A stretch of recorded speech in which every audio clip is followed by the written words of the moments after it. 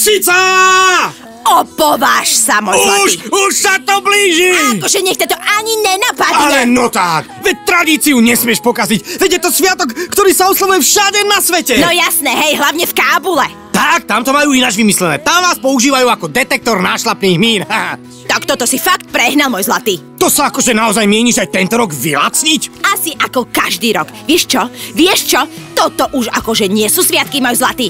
Toto je oslava hrubého násilia. No a čo je zlé na tom zmlátiť ženy ako žito, aby potom celý rok poslúchali, ha? No, toto, presne toto je to zvrátené na celej veci. Každý rok chlapi chodia s tým akože korbacikmi, ošklbu všetky stromy a potom akože zmyslov zbavení s debilným úškrnom behajú po okolí a potrebujú si udrieť. Tradícia, Cica, tradícia! Vieš čo? Čo ty vieš o tradícii, čo? No povedz. Prečo vám každý rok toto steká pena z úst, čo? Náhodou, toto viem.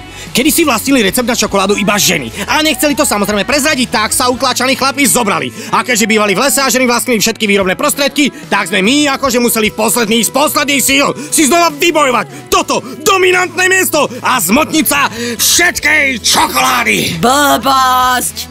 Sama si!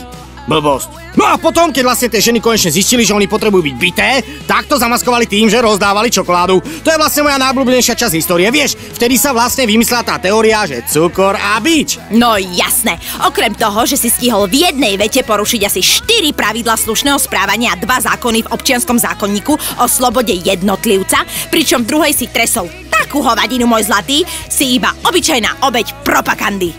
Nie!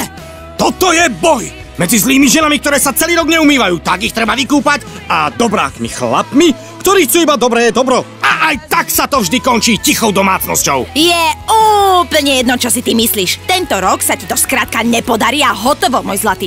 Vyhlasujem ti vojnu a spolu s ňou aj 10. a 9. miesto.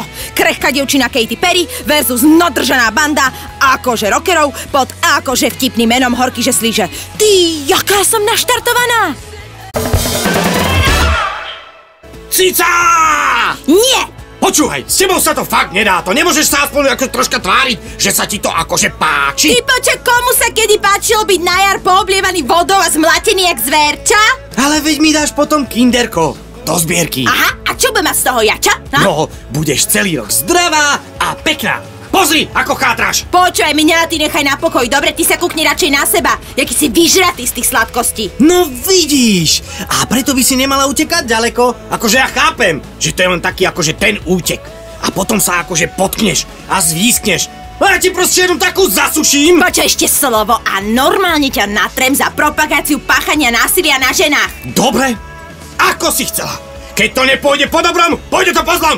Toto je veľkonočná vojna! Hej, tu sa predsa vyhlasila ja! Nevadí! Pozri, v Nemecku nosí sladkosti Zajko. Áno, zajačik, maličký, krásny. Deti si nájdú v záhradke balíček so sladkostiami, dajú máme pusinku a hotovo. A len túto na divokom východe je to takéto dekadentné. Tak za prvé, Cica, u nás Zajko zastupuje hudobnú televíziu.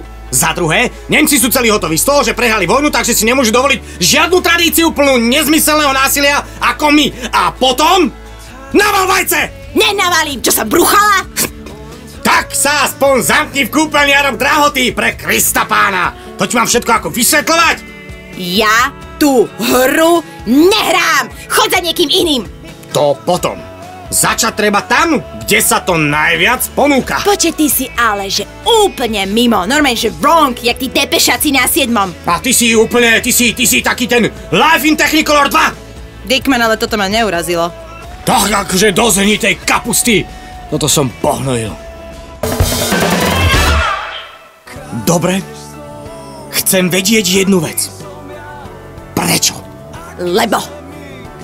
Konkrétne? Lebo vy neviete prísť, zavinšovať, decentne naznačiť akože šíby a potom zostať na kus reči. Normálne pokecať, kavička, všetko. Vy vykopnete dvere, vyrazíte potrubie, všetko zasviníte, oháňate sa tam policami a ešte neviem čím všetkým, decka sú zamastené od čokolády, majú z toho akurát tak výražky a chlapi zase smrdia od alkoholu, ale čo je najhoršie, že žobrú ďalší. No a?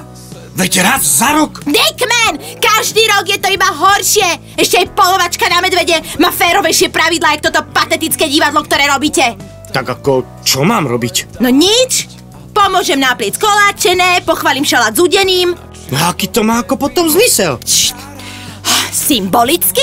A kde zostalo bezdôvodné násilie? Hej, v prvom riade žiadne nebolo. To fakt? No jasné, však si to vyskúšaj. Tento rok nikoho nezmátiš a uvidíš. No, dobre. Ale zatancuješ si so mnou na Beyoncé? Kľudne, aj na Komajatu, keď chceš.